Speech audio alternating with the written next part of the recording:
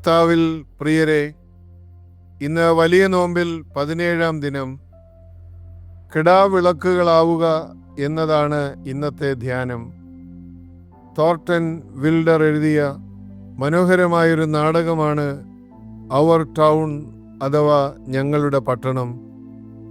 അതിൽ മരണമടഞ്ഞ എമിലി എന്ന കഥാപാത്രത്തിന് തൻ്റെ കുട്ടിക്കാലത്തേക്ക് മടങ്ങിപ്പോകാൻ അവസരം കിട്ടുന്ന ഒരു രംഗമുണ്ട്.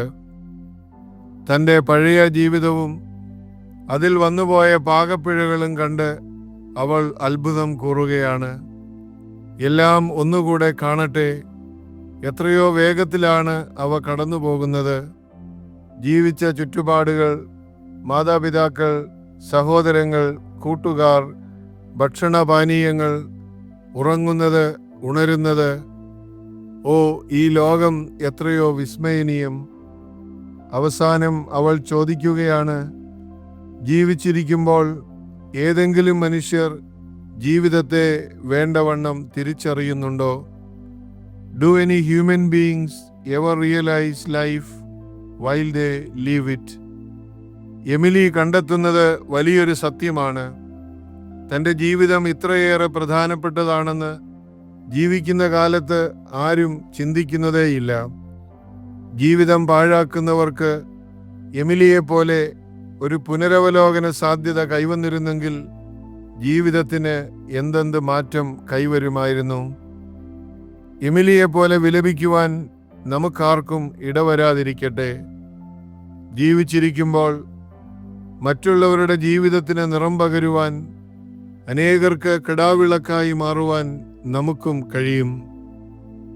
സ്കോട്ട്ലൻഡിൻ്റെ പടിഞ്ഞാറ് ഭാഗത്ത് സ്ഥിതി ചെയ്യുന്ന ഒരു കൊച്ചു ദ്വീപാണ് ന്യൂ ഹെബ്രൈഡ്സ്. അവിടെയുള്ളവർക്ക് സുവിശേഷ വെളിച്ചം പകർന്നു കൊടുത്തത് പീറ്റർ മിൽനെ എന്ന മിഷണറിയാണ്. ആ പ്രദേശത്തുള്ള ഓരോ വ്യക്തിയെയും നേരിട്ട് പരിചയപ്പെടുവാനും അവരിലേക്ക് ക്രിസ്തുവിൻ്റെ സ്നേഹം പകരുവാനും കഴിഞ്ഞ പീറ്റർ മിൽനെ അവർക്കെല്ലാവർക്കും പ്രിയങ്കരനായി മാറി. 1924 അദ്ദേഹം മരിക്കുമ്പോൾ ദ്വീപുവാസികൾ അദ്ദേഹത്തിൻ്റെ ശവകുടീരത്തിൽ ഇപ്രകാരം എഴുതി വെച്ചു: അവനിവിടെ വന്നപ്പോൾ ഇവിടെ വെളിച്ചം ഒട്ടും ഇല്ലായിരുന്നു. അവൻ ഇവിടെ നിന്ന് പോയപ്പോൾ ഇവിടെ ഇരുട്ട് ഒട്ടും ഇല്ലായിരുന്നു. When he came, there was no light. When he left, there was no darkness. വെളിച്ചം ഒട്ടും ഇല്ലാതിരുന്നിടത്തേക്കാണ് പീറ്റർ മിൽനെ കാലുകുത്തിയത്. പക്ഷേ 35 വർഷം അവിടെ ജീവിച്ച് കടന്നു പോകുമ്പോൾ ആ ദേശത്ത് അന്ധകാരം അശേഷമില്ലായിരുന്നു. പ്രിയമുള്ളവരെ, നമ്മുടെയൊക്കെ തിരോധാനത്തിനു ശേഷം നമ്മെക്കുറിച്ച് ഇതുപോലെ പറയപ്പെടുമോ?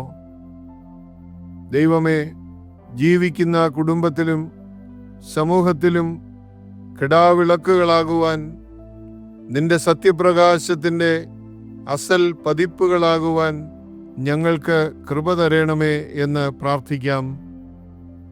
ദൈവം അനുഗ്രഹിക്കട്ടെ. സസ്നേഹം, ഈപ്പനച്ചൻ.